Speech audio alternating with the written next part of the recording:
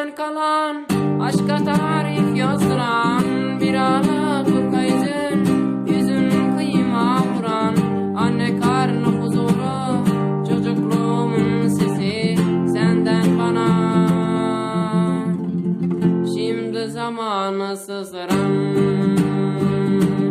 şımartılmamış aşkın sessizle yakın, kim bilir kaç yüzyıldır sarılmamış kolların, sisliydi kirpiklerin ve gözlerin yağmurlu, yorulmuşsun, hakkını almış yılların. Elfida,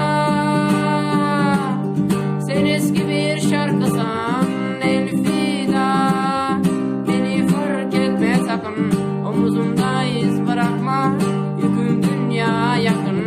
Elfida, hep aklımda kalacaksın.